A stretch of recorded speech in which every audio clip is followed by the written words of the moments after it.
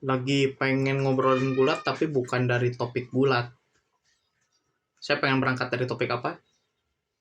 Ya betul, VTuber. Jadi kita bahas bareng-bareng.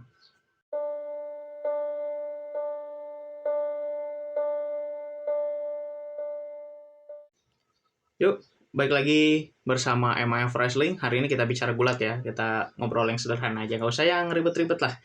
Kemarin udah berita terus. Sekarang ya kita coba bahas sedikit soal ya topik-topik di luar gulat ya. Tapi masih ada hubungannya sama gulat. Jadi apa? Hari ini saya pengen ngobrolin soal VTuber. Kenapa saya tiba-tiba pengen ngomongin VTuber? Jadi ini sebenarnya topiknya cukup menarik karena nanti akan saya hubungkan dengan dunia gulat ya. Jadi awalnya ini saya bermula ketika saya lihat satu postingan dari salah satu agensi VTuber yang cukup populer, namanya Niji Sanji. Nah, si Niji Sanji ini dia ada rencana mau bikin konser sekitar saya lupa tanggal berapa, tapi yang jelas minggu depan.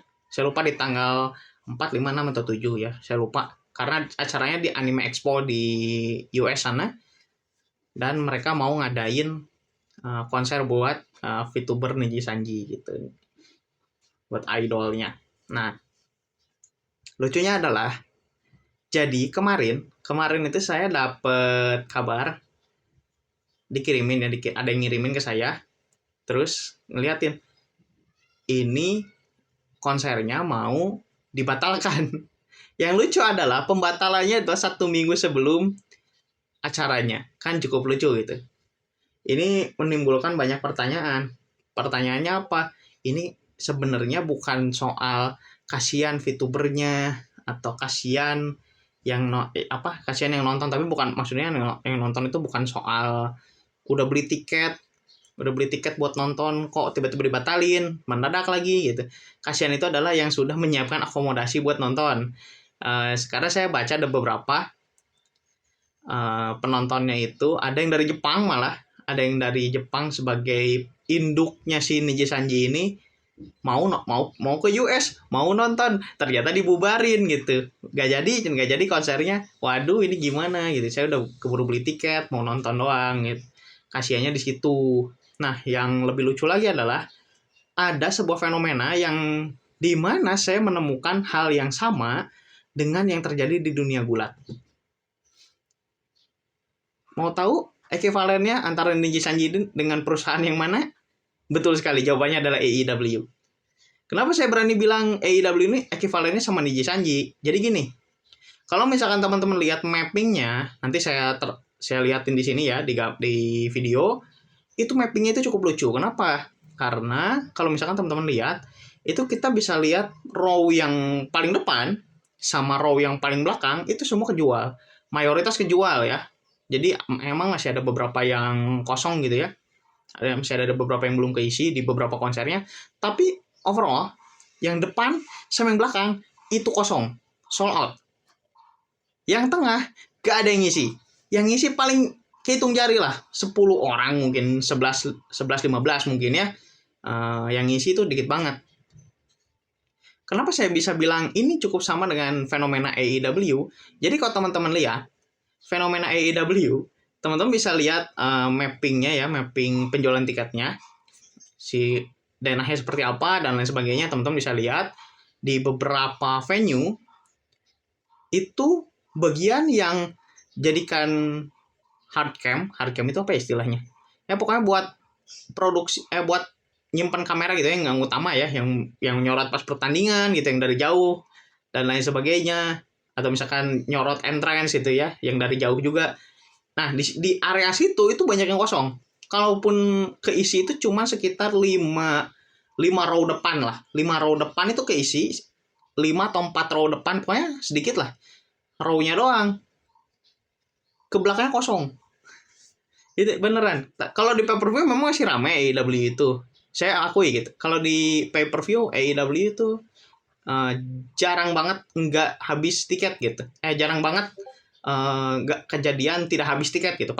Hampir pasti habis tiketnya.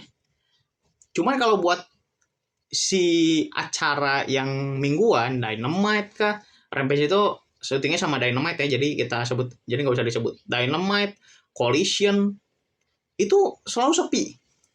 Kalau misalkan teman-teman lihat gitu. Ya di sini saya juga bukan pengen ngejelekin AEW, cuman di sini nanti kita bisa dapat satu pelajaran yang unik gitu. Soal gimana kita memahami industri gulat ke depan. Nah, di sini adalah kan akhirnya dibatalin. Ternyata alasan utamanya ketika dibatalin adalah ya itu tiket gak kejual. Malu dong kalau masa ini yang nonton sepi gitu. Bukan masalah yang nonton sepi, row-nya terlalu kelihatan yang kosongnya gitu. Jadi ini kan posisi depan nih. Ini anggap sini depan, ini tengah, ini belakang. Nah, ini di sini sama di sini tuh penuh, ada yang ngisi. Di sini kosong. Waduh, lowong banget. Itu kayak gimana gitu ya. Kapasitasnya malah kecil gitu. Hitungannya kecil, cuma 4.000. Tapi ya gitu, tetap nggak ada yang ngisi, tetap sepi gitu. Nah, di sini kita bisa lihat itu ada perbedaan yang cukup signifikan antara Niji Sanji sama AEW ini. Kalau kata saya, kenapa? Karena CEO-nya si Niji Sanji, Riko Tazumi ini, kalau kata saya, ini adalah apa yang akan terjadi pada Tony Khan kalau duitnya sama kayak dia. Jujur gini, saya mikirnya gini. Jadi ini kalau misalkan si Riku ini duitnya banyak gitu ya, waktu saya ngobrol sama teman saya itu, ini kalau si Riku duitnya banyak ya, diadain tuh konser, tetap diadain, beneran. Paling nanti direposisi aja si penontonnya, entah gimana, atau nanti tiba-tiba ada sales atau apalah. Itu nanti pasti penontonnya bakal dimajuin ke depan lah, atau apalah istilahnya, terserah. Ya cuman gitu. Kalau di AEW kan AEW itu kan Tony kan masih keluar uang kan. Ya nggak usah menampik lah teman-teman gitu ya yang nonton AEW. Enggak kok, Tony kan udah nggak keluar uang. Enggak, itu masih keluar sebenarnya. Karena gini, kita bisa lihat sebagaimana yang sudah pernah saya buat beberapa kali videonya, malahan AEW itu masih defisit, masih kurang. Jadi udah pasti Tony kan di situ posisi nombok uang, dan bahkan belum balik modal gitu kalau kata saya. Sehingga di sini PR utamanya yang terjadi di Niji Sanji dan nanti kita akan sambungkan ke AEW adalah dua-duanya ini punya permasalahan yang sama di bidang manajemen, dimana yang terjadi adalah manajemen ini tidak memberikan treatment yang tepat gitu, baik kepada talentnya, baik ke manajemennya itu sendiri, baik ke penonton, itu juga tidak ada kejelasan yang pas gitu. Karena memang dari Niji Sanji ini kita bisa melihat gitu, oh masalah yang sama juga kita bisa temukan di AEW.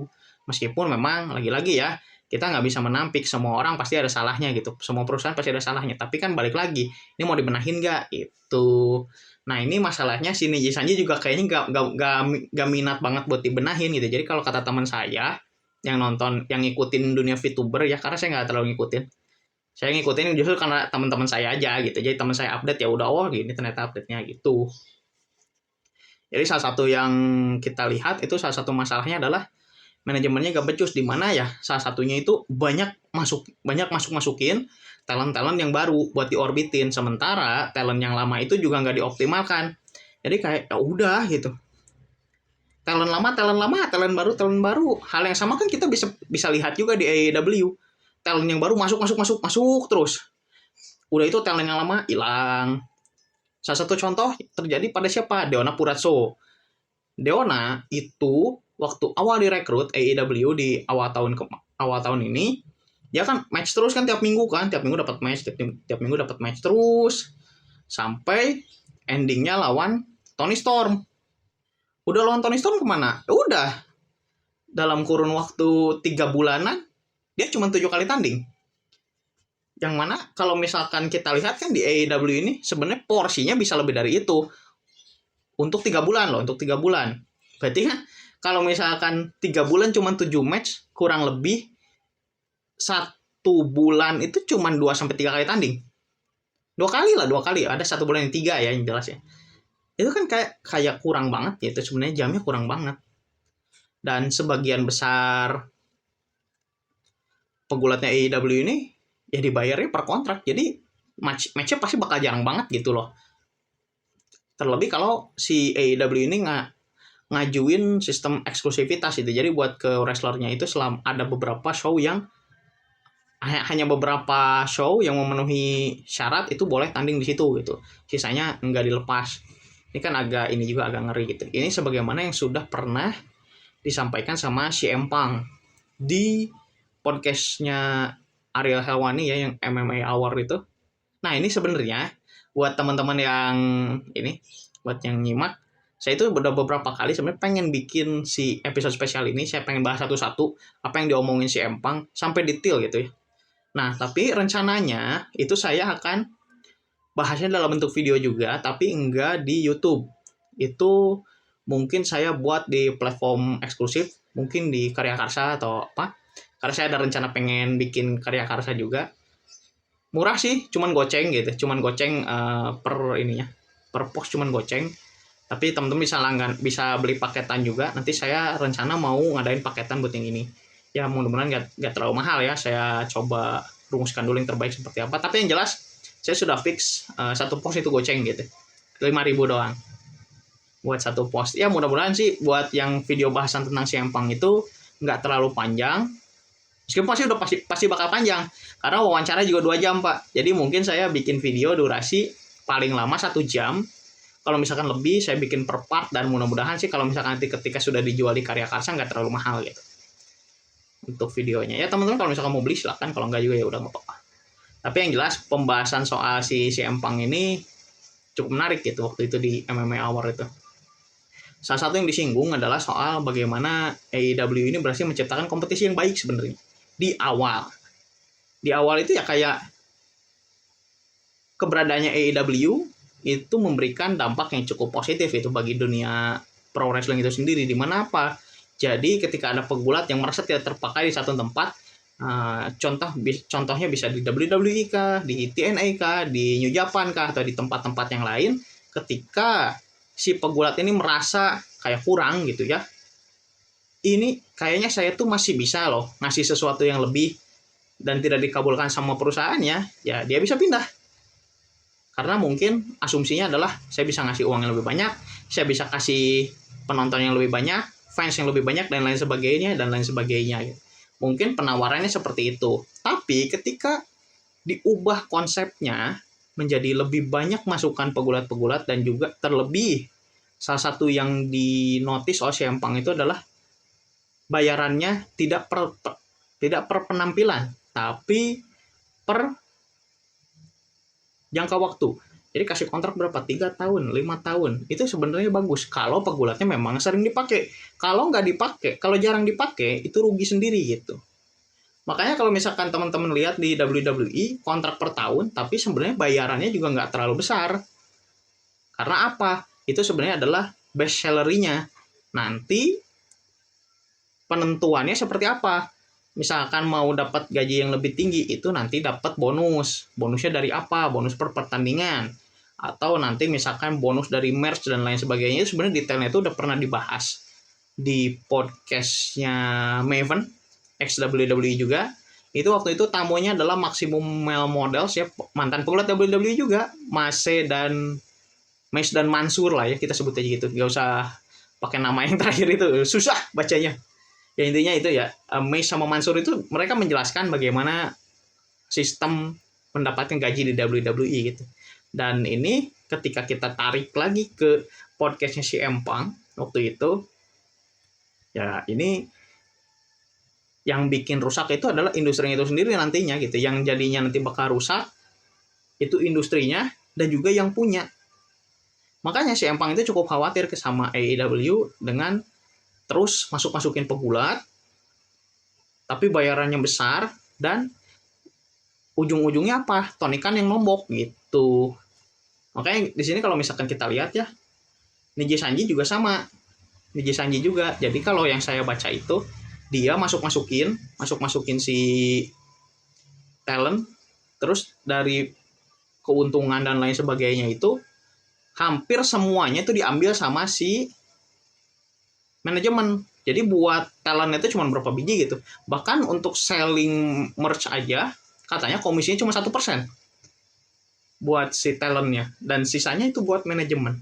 Bayangin, Satu merch 10.000 gitu. Satu merch 10.000.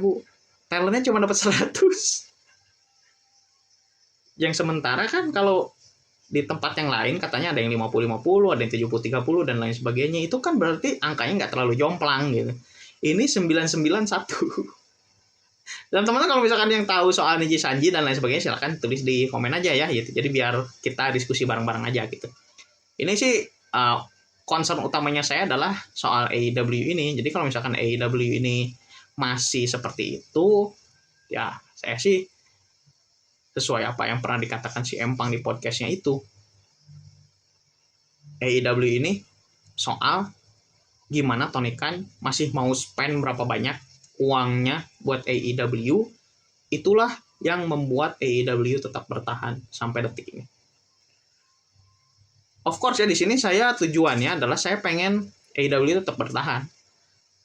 Sebagai kompetitor terserah, sebagai alternatif terserah. Saya nggak terlalu peduli akan hal itu, tapi seenggaknya dengan keberadaannya AEW ini membuat industri gulatnya tetap hidup gitu dan para pegulatnya tetap dapat makan. Cuman kan nggak semua bisa dikasih makan kayak donasi, itu aja. Gitu ya, yang ingin saya bahas gitu. Ya kalau soal teman-teman suka Tony Khan, gak suka Tony Khan, memuja-muja ya udah sih terserah. Tapi bukan saya. Kalau misalkan teman-teman mau menemukan pembahasan seperti itu di channel saya, ya mohon maaf, saya nggak bisa. Saya pengen bahasnya ya objektif aja, sebisa mungkin gitu. Sebisa mungkin yang saya ketahui, dan tetap mengedepankan objektivitas itu sebagaimana yang sudah pernah disinggung di video-video yang sudah-sudah gitu. Jadi karena kalau misalkan saya pengen bahas ini, ya udah saya bahas ini aja gitu. Jangan terlalu jauh ngelempar kemana gitu. Jadi seakan-akan dianggapnya saya nggak ngerti gitu. Padahal ya, kalaupun nggak ngerti silahkan kasih tahu. Oh saya nggak ngerti ini. Oh kamu tuh nggak ngertinya di sini, ya udah. Gitu. Jadi saya tahu. Oh ternyata di situ salahnya. Ya sudah. Kita koreksi bareng-bareng. Kita belajar bareng-bareng gitu loh. Ya. Itu aja teman-teman buat video hari ini. Jangan lupa like dan share jika videonya dirasa bermanfaat. Silakan komen kalau ada kritik, saran dan lain sebagainya yang berhubungan dengan pembahasan video hari ini. Jangan lupa subscribe biar nggak ketinggalan update berikutnya dari MAF Wrestling. Itu aja dulu buat hari ini. Semoga kita bisa bertemu kembali di video berikutnya. Sekian.